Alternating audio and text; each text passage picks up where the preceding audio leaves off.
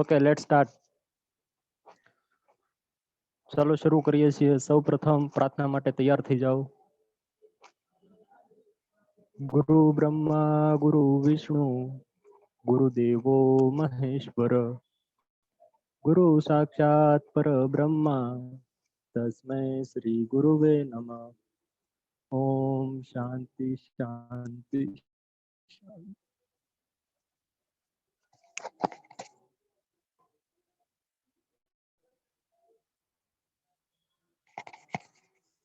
Okay, last લેક્ચરમાં જ્યાં સુધી સમજાતા ત્યાં સુધી એક વખત યાદ કરી લ્યો,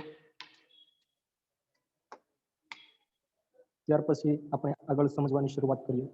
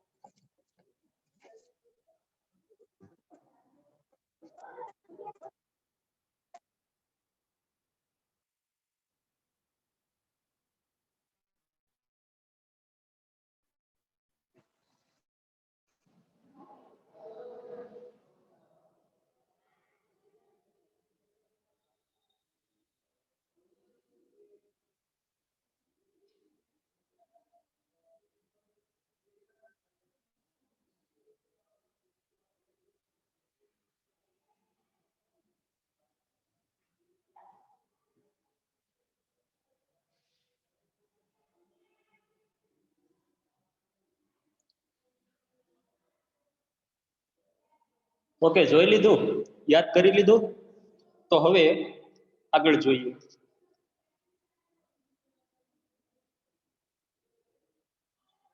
જો મોડેલ સમજવાનું છે અને એ મોડેલ કેવું છે એ સમજવાનું છે.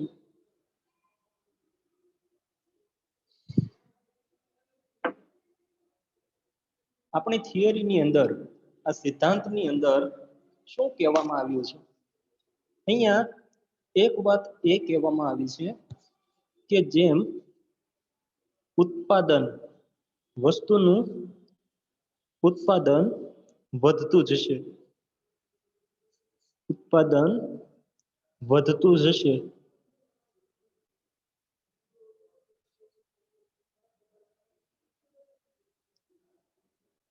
તો પરિણામ શું આવશે? તેની અસર ક્યાં થશે? ઉત્પાદન વધવાની અસર કોના પર થાય છે? તો અહીંયા થિયરીની અંદર એવું બતાવવામાં આવ્યું છે કે જો ઉત્પાદન વધશે તો એ ઉત્પાદન કરવા માટેનો ખર્ચ, તેની પાછળ લાગતો સમય શું થશે? ઉત્પાદન ખર્ચ ઘટશે. ઉત્પાદન ખર્ચ ક્યારે ઘટશે? જ્યારે ઉત્પાદન વધુમાં વધુ કરતા જશું ત્યારે ઘટશે. નો ડાઉટ, એક હદ આવી જાય, પછી એક લિમિટ આવી જાય, એ પછી તમે ગમે એટલું ઉત્પાદન વધારો પણ ખર્ચ પછી ન ઘટે. અમુક ખર્ચ તો થાય જ, બરાબર? તો એક લિમિટ સુધી આપણે ખર્ચ ઘટાડી શકીએ છીએ અને આપણો ઓબ્જેક્ટિવ, હેતુ પણ એ જ છે કે લિમિટ સુધી પહોંચી જઈએ, બરાબર? તો ઉત્પાદન વધતું જશે તેમ ઉત્પાદન ખર્ચ ઘટતો જશે. ઉત્પાદન કેટલું થશે અને ખર્ચ કેટલો થશે એ આપણે જાણવું છે. જો કોસ્ટ એકાઉન્ટની અંદર પડતરના હિસાબોમાં આપણે કોઈ વસ્તુ બનાવવા પાછળ કેટલી પડતર થશે, કેટલો ખર્ચ થશે, એનો અંદાજ આપણે અગાઉ અંદાજપત્રની અંદર મેળવીએ છીએ. આપણે પડતર પત્રક બનાવીએ છીએ ને, કોસ્ટ શીટ. તો કોસ્ટ શીટ શું બતાવે છે? કોસ્ટ શીટ એવું બતાવે છે કે કોઈ વસ્તુ બનાવવા માટે આટલો ખર્ચ થશે, તેમાં પ્રોફિટ ઉમેરી દો, નફો એડ કરી દો, એટલે વસ્તુની કિંમત તૈયાર થઈ જશે. બસ આટલું સિમ્પલ હોય છે. તો અહીંયા સૌપ્રથમ આપણે એ જાણવું છે કે જો આટલું ઉત્પાદન કરવામાં આવે તો ખર્ચ કેટલો થશે. હું એમ કહું કે એક વસ્તુ બનાવવા માટે 100 રૂપિયાનો ખર્ચ થાય છે. તો 100 વસ્તુ બનાવવા માટે કેટલો ખર્ચ થાય? 100 ની બદલે આપણે 50 લઈ લઈએ. ચાલો, 50 વસ્તુ બનાવવા માટે કેટલો ખર્ચ થાય? તમે કહેશો એકદમ સિમ્પલ, 100 ગુણ્યા 50. 100 ગુણ્યા 50 બરાબર 5000. 50 વસ્તુ બનાવવા માટે 5000 નો ખર્ચ એકદમ સિમ્પલ છે. એક વસ્તુ બનાવવા માટે 100 રૂપિયાનો, તો 50 વસ્તુ બનાવવા માટે 5000 રૂપિયાનો ખર્ચ થાય. પરંતુ રિયાલિટીમાં આવું થતું નથી. રિયાલિટીમાં આ ખર્ચ ઓછો હોય છે. શા માટે એ ખર્ચ ઓછો હોય છે? શા માટે એ ખર્ચ ઓછો હોય છે?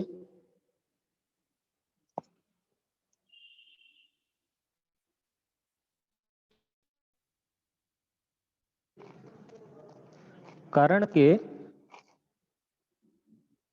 આ ખર્ચ ઓછો હોવાનું રીઝન છે કેળવણી. કેળવણી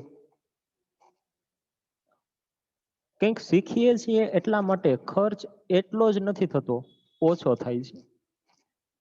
ચાલો, આટલી વાત સમજાઈ. તો ખર્ચ ઓછો થાય છે, એ ઓછો થતો ખર્ચ કોના પર આધારિત છે? ખર્ચ ઓછો ક્યારે થશે? જ્યારે તમે ઉત્પાદન વારંવાર કરતા રહેશો. સમજ પડી? હાલો, સમજાય છે? તો ઉત્પાદન પહેલા કરવું પડશે. ઉત્પાદન પહેલા કરવું પડશે, તેના આધારે આપણને ખબર પડશે ને.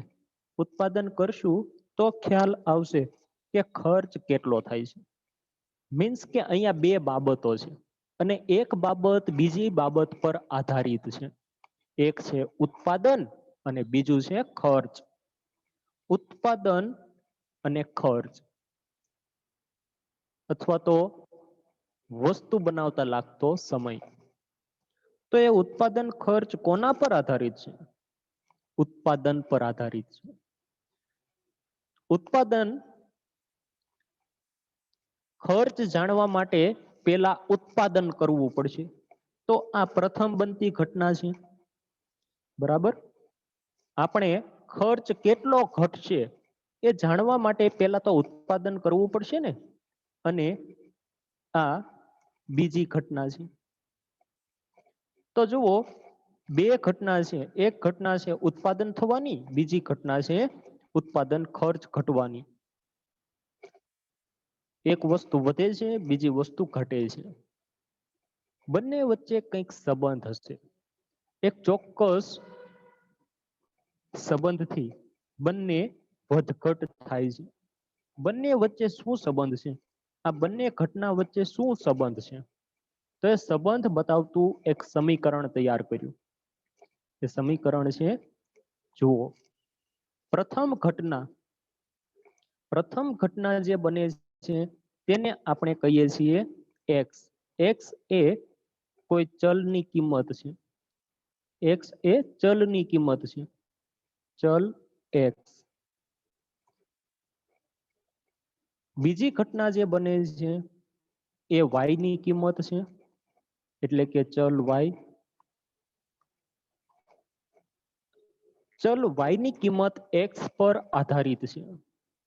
એનો મતલબ શું થાય કે એક્સ ની કિંમતમાં ફેરફાર કરીશું તો વાય ની કિંમતમાં ફેરફાર આવી જશે.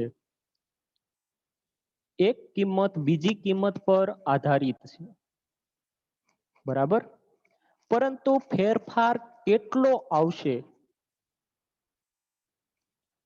એવું બતાવવું પડશે ને. તો એ બતાવતો એક સંબંધ નક્કી કર્યો, જેમાં y ઇઝ ઇક્વલ ટુ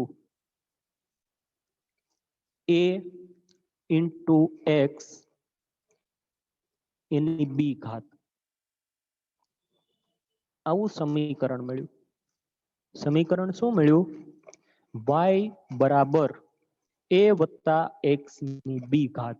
આને કહેવાય છે મોડેલ. તમને મેં એક વખત નિયત સંબંધ મોડેલ સમજાવ્યું હતું, જેમાં y બરાબર a વત્તા બી એક્સ હતું.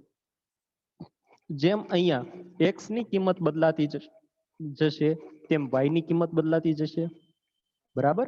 એવું જ સેમ અહીં છે, x ની કિંમત બદલાતી જશે, y ની કિંમત પણ સાથે સાથે બદલાતી જશે. પરંતુ કઈ રીતે બદલાશે, કેટલી બદલાશે, એ કઈ રીતે નક્કી થાય? એ નક્કી થાય છે a અને b ની કિંમતથી. એ નક્કી થાય છે a અને b ની કિંમતથી. જુઓ અહીંયા પણ a અને b છે. આ બે a અને b ની કિંમતો અચળાંક કહેવાય છે. શું કહેવાય છે? અચળાંક. એટલે એની કિંમત આપણે પહેલા શોધીને નક્કી કરવી પડે કે a એટલે આટલા અને b એટલે આટલા. તેની ગણતરી આપણે કરવી પડે. બસ એ બંનેની ગણતરી થઈ જાય એ પછી x ની અલગ અલગ કિંમતો મૂકતા જઈએ, y ની સામે અલગ અલગ કિંમતો મળતી જાય. આ મોડેલની અંદર પણ આપણે આવું જ કરવાનું છે. મોડેલ આપણું છે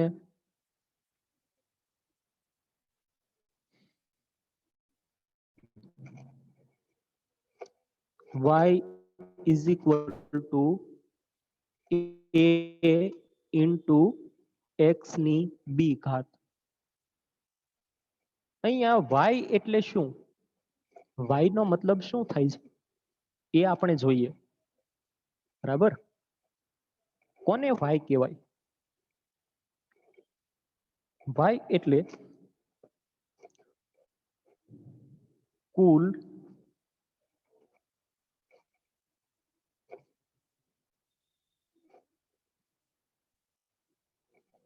ઉત્પાદન, કુલ ઉત્પાદન માટે લાગતો, કુલ ઉત્પાદન માટે લાગતો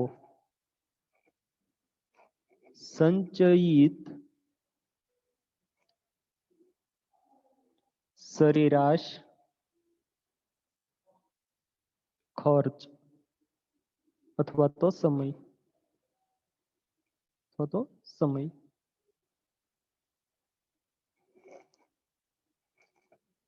કુલ ઉત્પાદન માટે લાગતો સંચયિત સરેરાશ સમય અથવા તો ખર્ચ, તેને આપણે y કહીએ છીએ, બરાબર. ત્યાર પછી x, બીજી ચલ કિંમત છે x. x એટલે શું? x એટલે કુલ ઉત્પાદન, કુલ ઉત્પાદન. x એટલે કુલ ઉત્પાદન. હવે a અને b બંનેને આપણે ઓળખીએ. કોને a કહેશું? a એટલે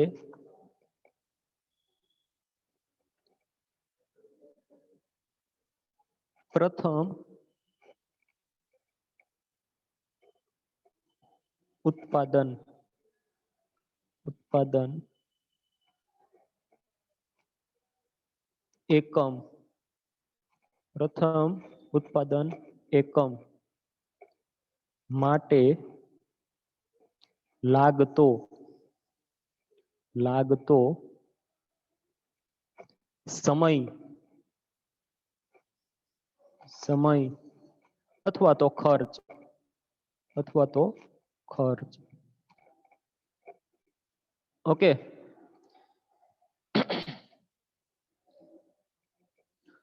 અને બી એટલે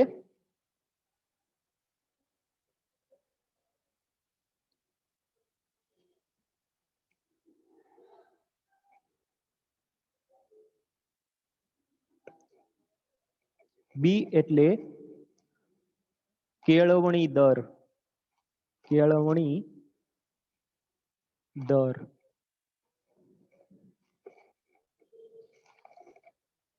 કેટલું શીખે છે, રેટ ઓફ લર્નિંગ. બરાબર, જેને આપણે ઢાળ પણ કહીએ છીએ, સમીકરણનો ઢાળ. આવું તમે ક્યાંક સાંભળ્યું છે, સમીકરણનો ઢાળ. બરાબર, એટલે સમીકરણનો ઢાળ એટલે શું ખબર છે? આમાં ઢાળ ક્યાં આવ્યો? તો આકૃતિ દોરીએ ને ત્યારે આપણને કોઈ કર્વ મળે છે, આવો કર્વ મળે અથવા તો રેખા મળે. તો આ રેખા કેટલી ઝૂકેલી છે, બરાબર, એટલે કે કેટલી ત્રાસી છે. એ ત્રાસી જે રેખા છે ને એ આ ઢાળ બતાવે છે, આ ઢાળ. બરાબર, તો એ ઢાળ કઈ રીતે નક્કી થાય છે? રેખા કેટલી ઝૂકેલી હશે, એ ઝુકાવનાર કોણ છે? એ ઝુકાવનાર છે બી. દુનિયા ઝુકતી હૈ ઝુકાને વાલા ચાહીએ, એવું સાંભળ્યું છે ને? રેખા ઝુકતી હૈ બી ચાહીએ. બી એટલે કે ઢાળ. બરાબર, બી ની વેલ્યુ જોઈએ.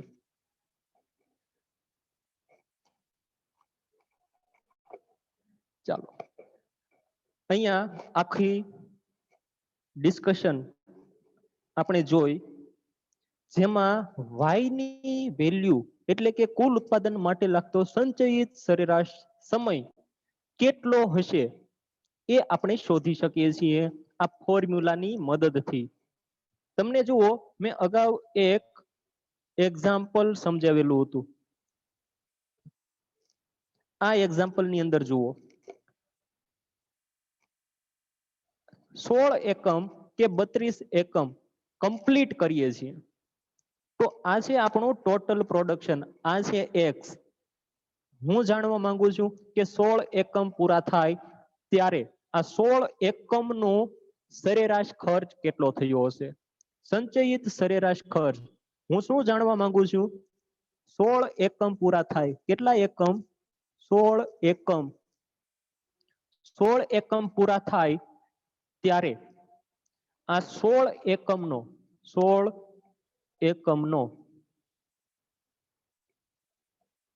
સરેરાશ સમય કેટલો થયો હશે? કેટલો થયો હશે? તો આ 16 એકમ હું કરીશ, ઉત્પાદિત કરીશ, બનાવીશ, ત્યારે મને એની પાછળનો સરેરાશ સમય મળશે. સંચયિત સરેરાશ સમયનો મતલબ શું થાય છે? સંચયિતનો મતલબ થાય છે આ 16 બધા જ. બરાબર, સંચયનો મતલબ થાય છે ભેગું, એટલે કે આ 16 એકમનો ભેગો સરેરાશ સમય આપણે શોધવો છે. તો અહીંયા મળી ગઈ વાય ની કિંમત, અને એ વાય ની કિંમત શું છે ખબર છે? 16 એકમનો સરેરાશ સમય જુઓ અહીંયા છે, સંચયિત સરેરાશ સમય જે કેટલો હતો? 41 મિનિટ. 41 મિનિટ. આ તો આપણે એક ટેબલ દ્વારા આવી રીતે ગણતરી કરીને શોધ્યું. આ સૂત્રનું મહત્વ શું છે? આ સૂત્ર કઈ રીતે ઉપયોગી છે? તો સૂત્ર એટલા માટે ઉપયોગી છે કે મારે જાણવું છે 16 માટે, તો ટેબલ પરથી હું જાણી શકું છું, પરંતુ 17 માટે ગણતરી કરવી હોય તો 17 એકમ બનાવવું ત્યારે કેટલો ખર્ચ, કેટલો સમય લાગશે એ જાણવું હોય તો, 18 માટે જાણવું હોય તો, એ હું આવી રીતે ટેબલની મદદથી જાણી શકતો નથી. હું 16 પછી સીધા 32 માટે જ જાણી શકું છું. બરાબર, જુઓ અહીંયા 3 માટે જાણી નથી શકાતું, અહીંયા 5, 6, 7 માટે જાણી નથી શકાતું, પછી અહીંયા તો 9 થી લઈને 15 સુધી જાણી નથી શકાતું. તો આ દરેક વેલ્યુ માટે મારે સંચયિત સરેરાશ સમય શોધવો હોય તો કઈ રીતે મળે? કઈ રીતે મળે? બસ આ ફોર્મ્યુલાની અંદર વેલ્યુ મૂકી દો એટલે મળી જાય, બરાબર. પરંતુ તેમાં વેલ્યુ મૂકવા માટે x ની વેલ્યુ આપણી પાસે તો છે જ, 1 2 3. y ની વેલ્યુ ક્યારે મળશે? કે ત્યારે મળશે જ્યારે આપણી પાસે a અને b આ બંનેની કિંમતો હશે, તો જ આખું સૂત્ર પૂરું થશે ને. સમજાઈ વાત? આ આખું સૂત્ર 3 ઘટકોનું બનેલું છે. આપણી પાસે 3 કિંમતો હોવી જોઈએ, જેમાં a અને b તો સ્થિર છે, x ની કિંમત ફેરવતી રહેવાની છે. તો a અને b ને આપણે પહેલા શોધવા પડશે. તો a એ શું છે? એ છે પ્રથમ ઉત્પાદન એકમ માટે લાગતો સમય, જે કંપનીએ અંદાજ કરીને નક્કી કરી નાખ્યો હશે. એટલે કે પેલું ઉત્પાદન આપણે બનાવીએ ત્યારે જે સમય લાગે છે એ તો આપણી પાસે છે જ. એક એકમ તો બનાવશું જ ને, ત્યારે જ ખબર પડશે ને કે પેલા એકમમાં કેટલો સમય લાગ્યો. સમજાઈ વાત? તો પેલા એકમનું ખર્ચ અથવા તો પેલા એકમનો સમય આપણને ખબર પડી જશે. પ્રશ્ન હવે માત્ર એક જ આઈટમ માટે છે. એક કોણ છે? એ છે બી. બી એટલે કે ઢાળ. બી એટલે ઢાળ અથવા તો કેળવણી દર. કેળવણી દર. બસ આની ગણતરી કરતા આપણને આવડવું જોઈએ. કેળવણી દર. કેળવણી દર એટલે કે વૃદ્ધિ દર, બરાબર. દરનો મતલબ શું થાય છે? વૃદ્ધિ. વૃદ્ધિ. પછી એ હકારાત્મક હોય કે નકારાત્મક? બરાબર. વૃદ્ધિ કઈ રીતે માપી શકાય?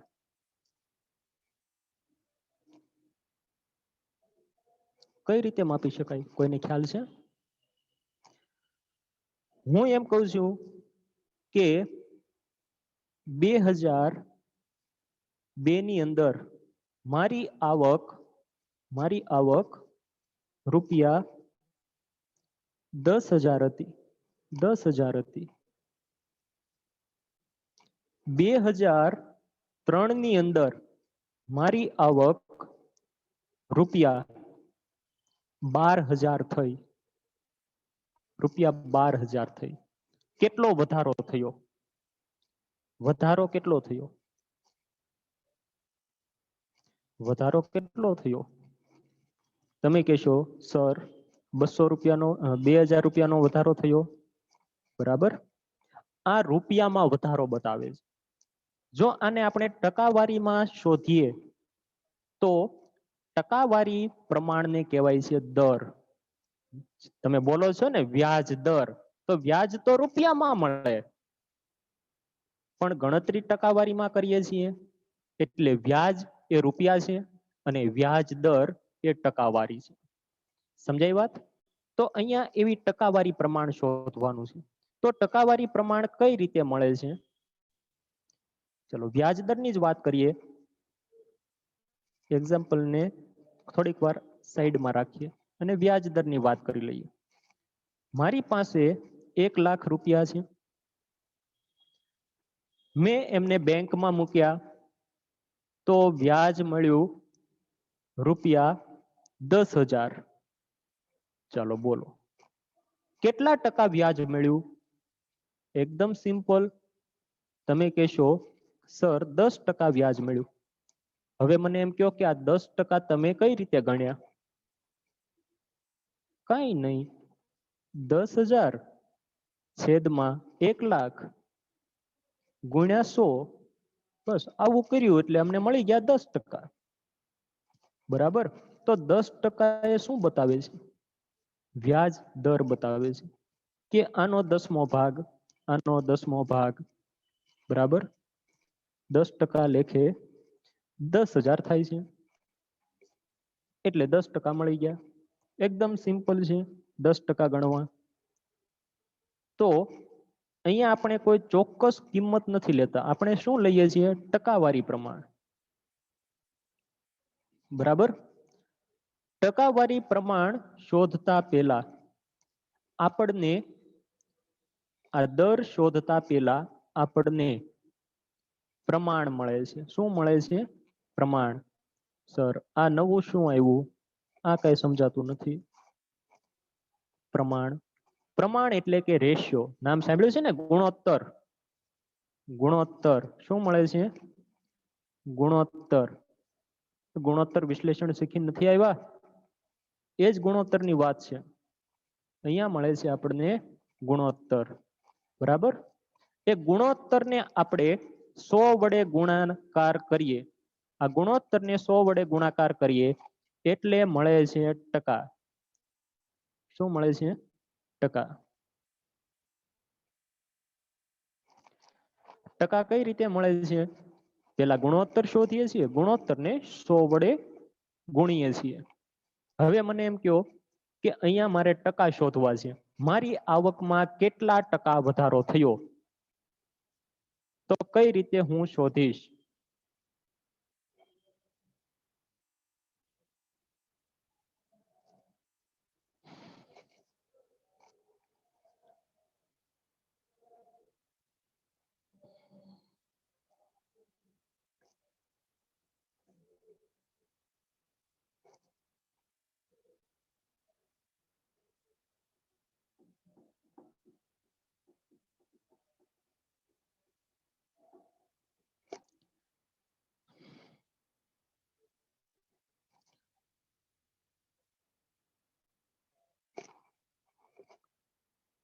ચાલો, કોઈને નથી આવડતું?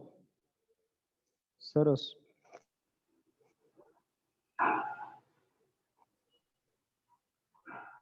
ખૂબ સારી વાત કહેવાય. બરાબર. મારી આવક હતી 10,000. તેમાં વધારો થયો 2,000. તો 100 રૂપિયા હોય તો કેટલો વધારો થાય? 100 રૂપિયા હોય તો કેટલો વધારો થાય? તો 20 રૂપિયાનો વધારો થાય. આન્સર આવી ગયો 20%.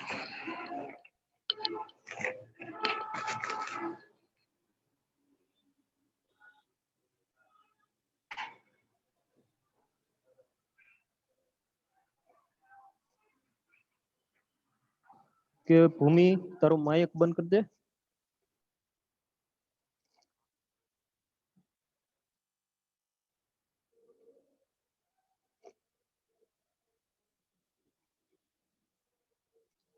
ચલો, વાત સમજાય. હવે આ ફેરફારને મારે બીજી રીતે માપવો છે. મારી આવક કેટલા ગણી થઈ? આવક કેટલા ગણી થઈ?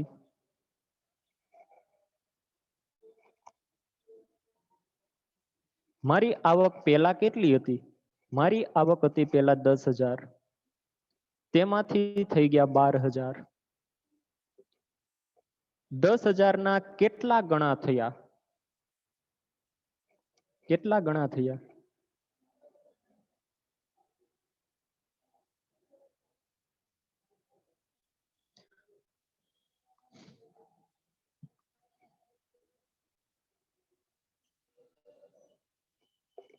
એકસો 20 ગણા. એટલે કે 10,000 ગુણ્યા 120. વધારો નહીં, હું તો એમ પૂછું છું કે કેટલા ગણા થયા? 0.2 નહીં.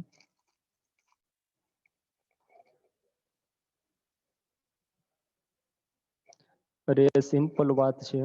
હું એમ કહું કે મારી આવક 10,000 છે. હવે જોજો, થઈ ગઈ 20,000. તો કેટલા ગણી થયા? આ કેટલા ગણી થઈ?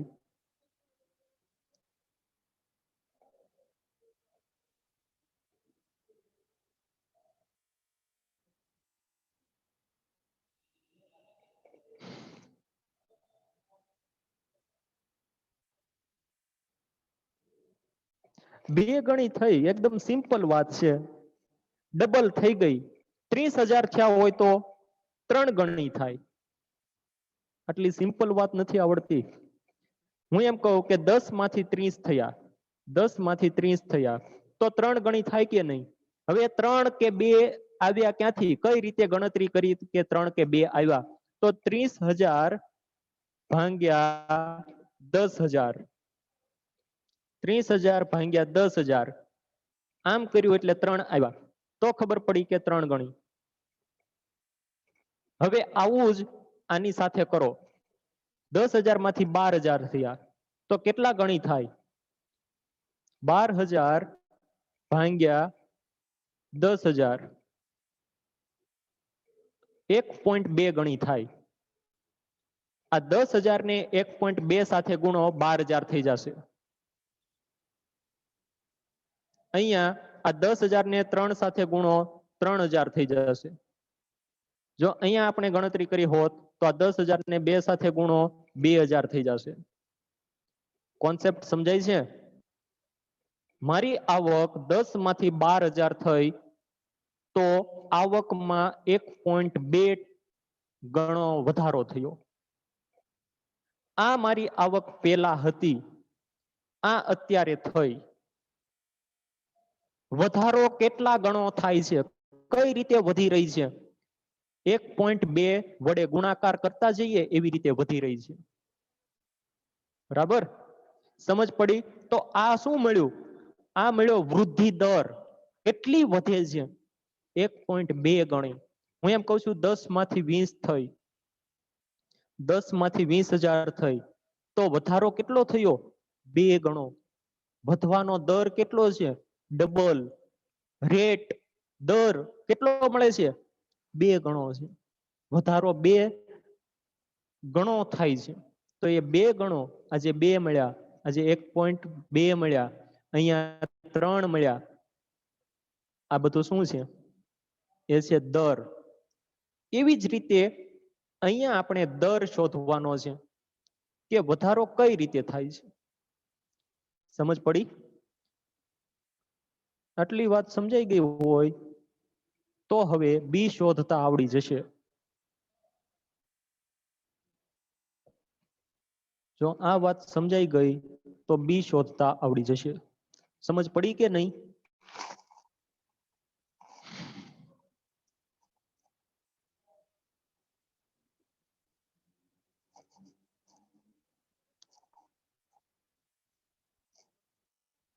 મારે એ દર જ શોધવો છે. કેટલા ગણું એ જ શોધવું છે. તો જુઓ, હું પેલા ઉત્પાદન કરતો X એકમનું, X એકમનું ઉત્પાદન કરતો, X એકમનું ઉત્પાદન,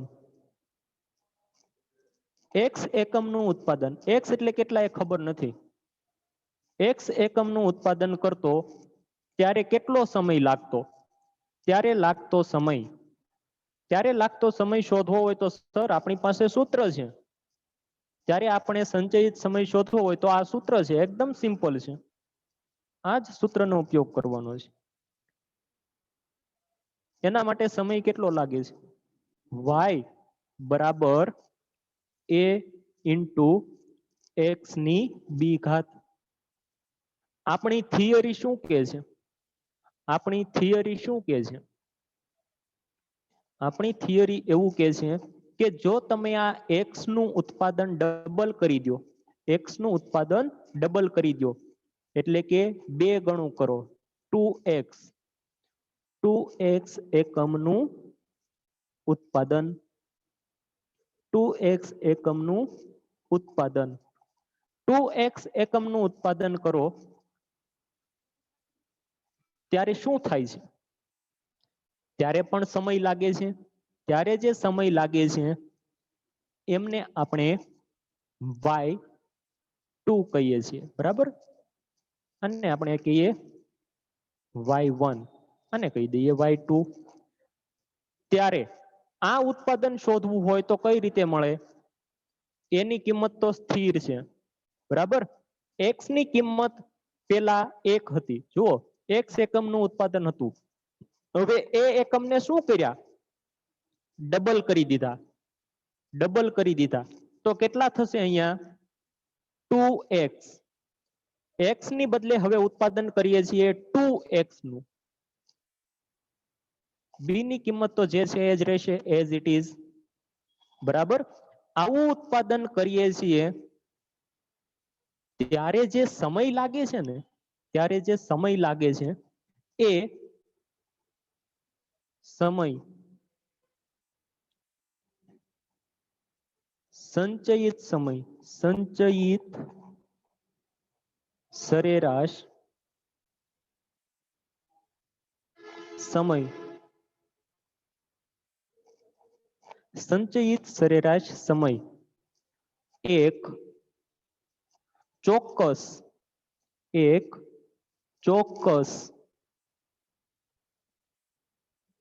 ટકાવારી, ચોક્કસ ટકાવારી પ્રમાણથી ઘટે છે.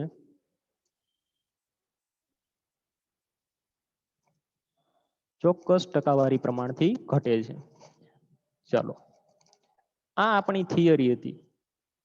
એ થિયરીનો જ ઉપયોગ કર્યો આપણે બી શોધવા માટે. એક્ઝામ્પલ જુઓ. ઉત્પાદન x એકમનું હતું, હવે કેટલા એકમનું થઈ ગયું? 2x. આપણે એવું માની લઈએ કે આ 2 એકમ છે એ x છે, તો હવે ઉત્પાદન 2x કેટલા થાય? 4. એવું માની લઈએ કે ઉત્પાદન 4 છે એ x છે, તો પછીનું ઉત્પાદન 2x કેટલું થાય? 8. ખ્યાલ આવ્યો? x અને 2x શું છે? x એકમનું ઉત્પાદન કરીએ ત્યારે સંચયિત સરેરાશ સમય 64 મિનિટનો લાગતો. કેટલા મિનિટનો લાગતો? 64 મિનિટનો લાગતો. ઉત્પાદન ડબલ કર્યું એટલે લાગતો સમય 20% ઘટી ગયો. એટલે કે હવે 64 ના 80% જેટલો જ સમય લાગે છે. એક ચોક્કસ દરથી સમય ઘટી ગયો કે નહીં? ખ્યાલ આવ્યો? તો આવી રીતે આખું થિયરી બેઝ કેલ્ક્યુલેશન છે. જેવું થિયરીમાં કીધું છે એવું જ હું તમને કેલ્ક્યુલેશન કરાવું છું. બરાબર? અઘરું કઈ છે નહીં. y છે એ સંચયિત સરેરાશ સમય છે, જે હમણાં જોયો ને 64, 51. અહીંયા હું કિંમત મૂકી દઉં તો પણ ચાલે. અહીંયા હું શું લખી શકું છું? 64